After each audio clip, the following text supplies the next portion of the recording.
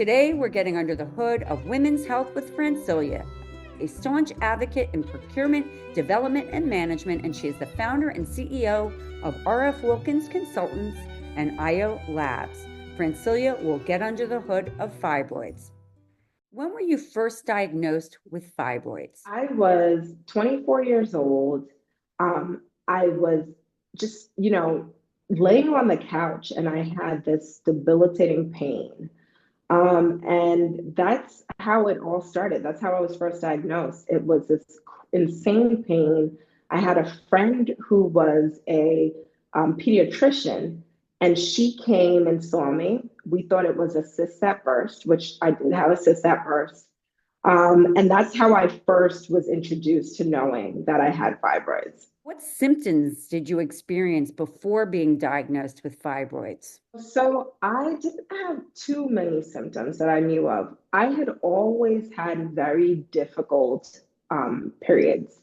I started in about fourth or fifth grade. I was like 9 or 10 years old, and it was an extremely painful experience. I was always in pain. I would take so many different ibuprofens as a kid. I was vomiting. I was having like heat flashes. It would take me out. It was an insanely difficult period process from early on. And those would be, what I would consider maybe symptoms connected to finding out I had fibroids earlier. I'm not sure. But then other than that, that vast pain that I had was, another big sign. Between that and the very difficult menstruation process, all the time up until that actually did not stop until recently. Those are my symptoms. Can you share the degree of pain you experience and have experienced? As a young person, I would have these really difficult menstruation periods, and it was, I'll tell you, 8 to 10. Midol was like my go-to. And I realized as an adult, I don't even take pills anymore because of how many pills I was taking in one session. 15, 20 pills by the end of the day. As a young person, up until teenager to adulthood, I would have these hot flashes. I'd lay on the bathroom floor because I'd get so overheated, plus the cramping, plus vomiting all the time. This went on, to tell you the truth, up until now. I just gave birth. It's my 1 year official anniversary of birthing a human. And the pain looks very different now. I actually do not have the pain as I used to. But what I do have, which is directly fibroid related, is extremely heavy, long periods of bleeding. And it is, I go through everything, every piece of clothing I'm wearing. It's extremely heavy, long periods. So it's changed over the years. I think having the baby, and we'll talk a little bit about what happened during that process with the fibroids, but that has shifted the level of pain, but now the symptoms look very different. Heavy bleeding. Sometimes my uterus is just hurting, which is interesting that I know how it feels for your uterus to hurt. And we'll talk about some of the outcomes from that impact of having a child and what they've done to the fibroids. How long did it take to get diagnosed, and what was your journey like? So interesting, because I feel like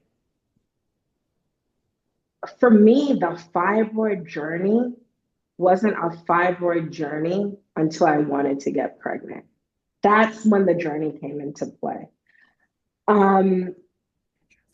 And that's really interesting. So I really want to talk about that. But the journey was not a journey until I got pregnant. I say that because, when initially the pain that I had as a young person, and then a teenager and an adult, it was just normal to me. That was what having a period was.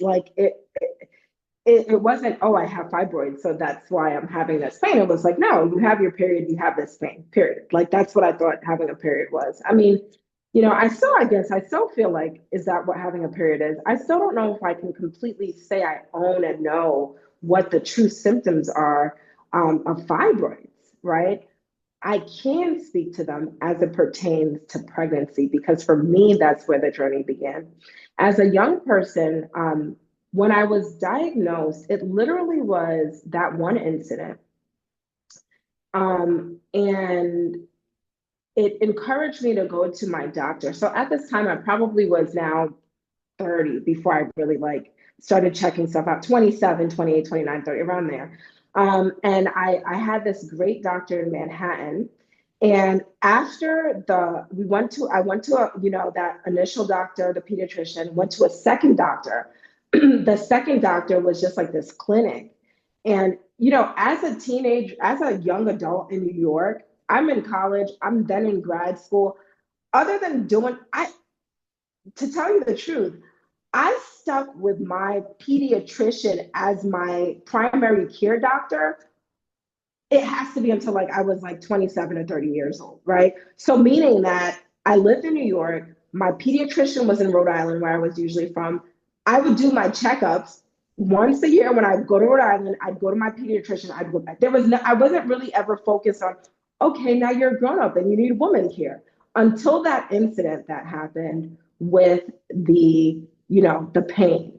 So from then I started trying to find, and now I'm probably like, now I'm on this journey of trying to find a doctor that I liked in New York.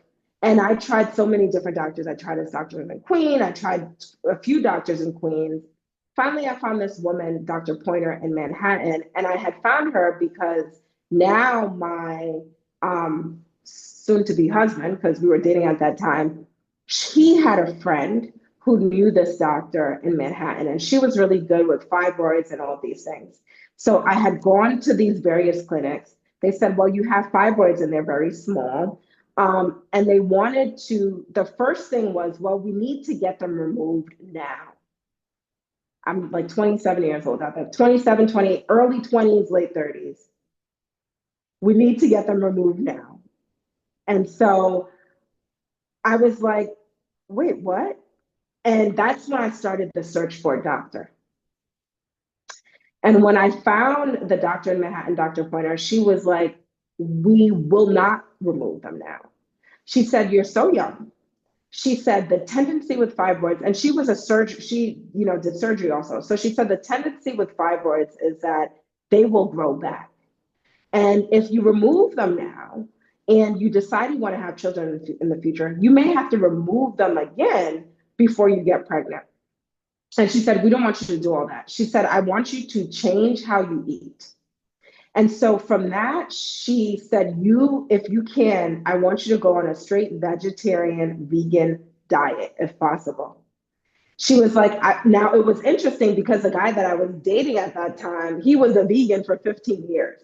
And the joke is, when I first met him, I told him, I'm never going to stop drinking and I'm never going to stop eating meat. So you can do whatever you want, but no, I won't do those two things, right?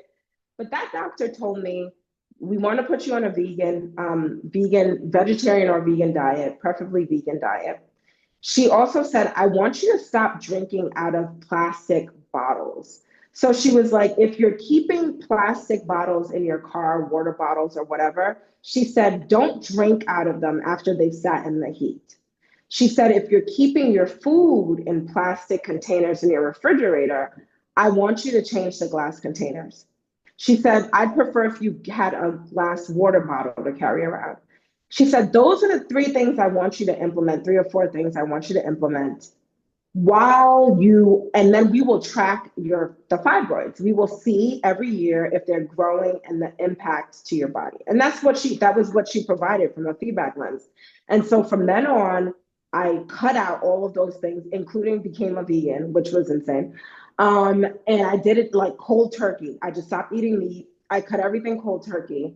And that was the journey. That's kind of how that journey to getting diagnosed and then like implementing certain things that the doctor recommended. How did you manage the pain and other symptoms associated with fibroids? So interestingly enough, I still don't know if after, being told I have these fibroids, being told what they were, I was told they were really small. I had about 8 of them and they were really tiny. So let's just see what happens. I don't think I associated the fibroids with the period pains or anything, right? Changing my diet was interesting because when I did do what she said and change the diet to the vegan diet, The pain reduced significantly. My bleeding, the cycle shortened, right? So I used to have like 7, 8 day period cycles. It literally shortened to a 4 day cycle, five if it was like the worst, right? And so, yes, there was still some pain and all that, but I will tell you, it was a drastic difference from implementing what she shared. And so I don't know if I connected it to fibroids at that time either. It was again the pain from period, and oh, we did these things, and it was what it was. Um, I stopped when I was in college. I worked with Pfizer, the pharmaceutical company, and when I worked with them, you have to. I sold Viagra, Chantix, and Detrol LA. Those were my drugs, right? And I would go into doctors' offices and like tell them about these drugs. And at that time, I was informed through just working with Pfizer that there were a number of tests that happens for about 10 years before a drug is put out on the market. They're tested. And I realized and was informed that there was no diversity in the group of folk who were tested, meaning that you would, we would get tested. You would have these groups of 90 to 99% Caucasian, male and female. That's it. And when from testing, you would get a number of contraindications, right? Contraindications are, okay, well, in this population, this effect could happen. In this population, that effect could happen. And I was like, at that time, I had to be about 21, 22, 23. At that time, I was like, wait, but they're not testing populations that look like me. And I was like, well, if they're not testing populations that look like me, and if there's all these contraindications that are very specific to population types, how do I know how these medications are impacting me? And so that was the second thing, other than realizing, okay, I took a lot of pills when I was younger. I realized that the Tylenol, down to Tylenol, wasn't tested in populations that looked like me. And I was like, I know there's an impact. There's not even testing to say what the impact is on a population that looks like me. I'm not going to take any medication. And that's when I started like cold turkey. If I have pain, I'm dealing with the pain. And that was it. For a year, I'm still like that today, right?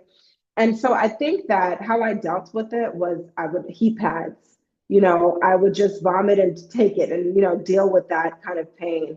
I think implementing the things that the doctor said did lead to a preliminary shift in how I was dealing with menstruation and all of those things. And that's how I dealt with it. It was just, it was fibroids for me did not become that huge of a deal until it was time to have a child. And that's when my world got rocked. And I realized how huge of an impact they would have. What treatments have you tried and did they work?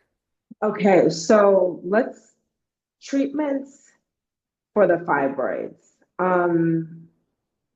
I cleaned my diet. That helped. I will tell you that pre-pregnancy, having a clean diet shifted, like I mentioned, menstruation, it shifted the pain, that helped. I drank more water, that helped. I did not go into any other treatment to reduce the size of these fibroids. I did not get them removed. I did none of those things. And they stayed with very little growth up until pregnancy. So that's how I handled it. How does living with fibroids make you feel, both physically and emotionally? Now that I've had a child and I'm truly living with them, I will tell you my uterus has not gone down. And so I still look like I am 4 to 5 months pregnant. And it is the fibroids. And so how it makes me feel is, I guess, there's a part of as a woman, like you're used to, for me, it's like I always had a body, and the body isn't there right now. And everyone's like, oh, don't worry, you just had a child, so don't worry about it. But I think for me, it's like, well, there's a little bit more there, right? There's, even if I exercise all day long right now, my uterus would still be up like this because there's a few really humongous balls just sitting on top of it, that's not helping me out, right? And so I think that it makes me feel a little bit of, I guess shame around your body. I can't fit anything that I used to be able to fit, and I'm trying to like figure it out. What do you do next? How do I handle this? I know what I am instructed to do, and we'll talk about that in a second. But that's what I would say it does. It gives you that feeling of your body isn't fully yours. I think the other thing now with the pain that I have today, which is it's really uterine pain right now, since the pregnancy. It's like now I feel the impact of the fibroids and the pain of them. I think that it's almost like a bit exhausting. Like it's painful in your uterus. It's painful in my back.